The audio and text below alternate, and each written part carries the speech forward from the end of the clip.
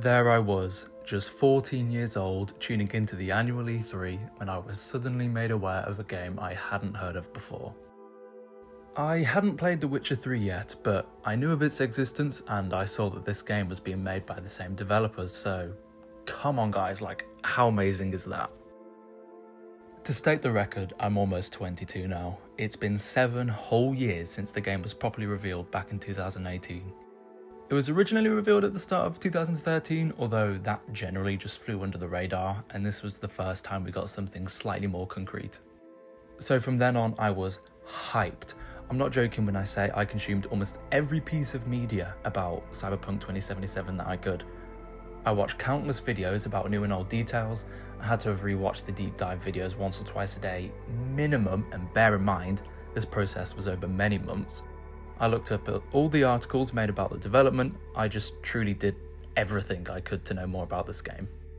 Like, I had been excited for games in the past, but nothing has ever and will likely ever come close, I'll be totally honest. CD Projekt Red were still unfortunately letting us down a little leading up to release, as Cyberpunk 2077 was aiming for an April 2020 release date. This release date was then moved to September instead. Okay, this sucks, but at least they're polishing the game a bit. Wait, what do you mean it's been delayed to November? Okay, well, at least this is it now. God forbid it'll be delayed to December, right? Yeah, I'll admit, this kind of just felt like torture at the time. I could barely contain just how hyped I was. Everybody in my immediate circle had to know how much I was looking forward to it, regardless of whether they cared or not. These delays all just really sucked at the time, but I did take some comfort knowing that the game will only be in a better state than what it would have been before. And so with that being said, the game released in December 2020. Now, I actually want to fast forward a bit. I'm recording this in December 2025 and the game is in a pretty good state. A lot of what was shown and promised is now in the game, with some other neat additions to go alongside it. One could quite easily argue this game is now worth it, and whilst I can't disagree at all, I want to make the point that it's important to not forget the original state of the game. It's really nice to look at what we have now, but I'm sure some viewers here may have just forgot how bad the launch was. It was really rough.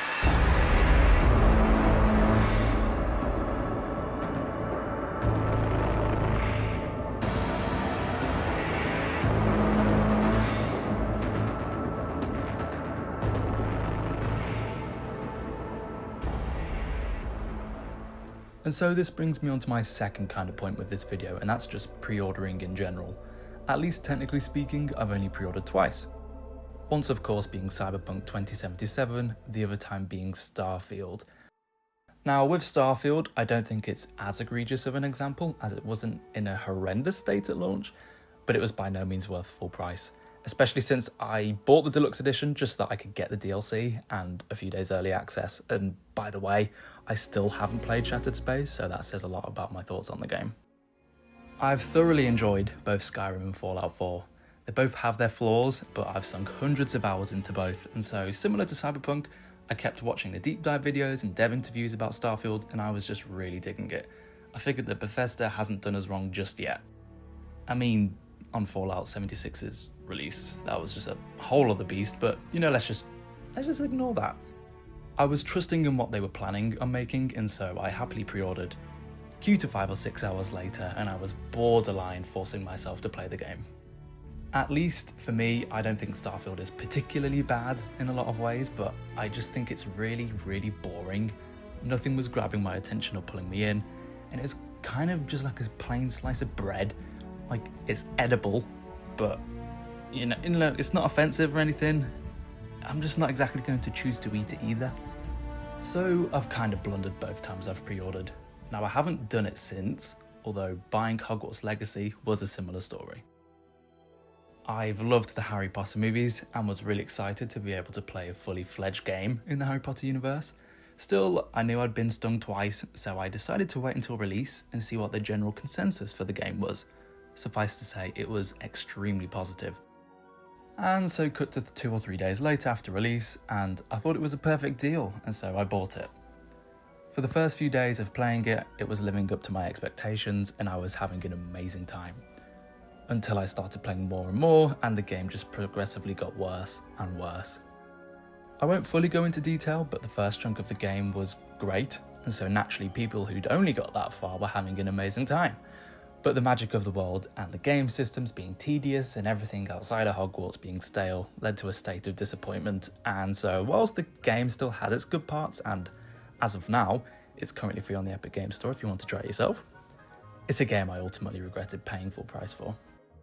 Alright, so what's my final point? Well, I guess it's that it can be genuinely inspiring to see a game have a rough launch, and yet the developers still stick with it, and eventually the end product is just as good as, or even begins to exceed people's initial expectations. Still, I do not think this should be the norm. For every Cyberpunk 2077 or No Man's Sky, there's many other games that get abandoned shortly after release, or they simply never get to a satisfying level, whether that's due to a lack of funding, decisions from the higher ups, or even just a lack of belief it can get any better in the first place. There are some exceptional games that have been released in recent years, ones that at launch are immediately, and fairly, rated very highly, and whilst not every game will have that happen to them, it is best that the developers try to make the best product they can before it gets released. Now, with that being said, I do also understand they're generally not the ones making those decisions, and it's usually people who have little experience playing games who just want to make as much money as possible.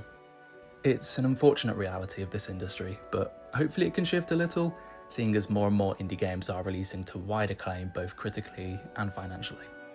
Oh, and also my very final point, please, if you are someone who buys NBA or FIFA every year, just stop. Like, you are paying a lot of money for the exact same game every year, and you then get annoyed at the fact, which has been evident for the last decade.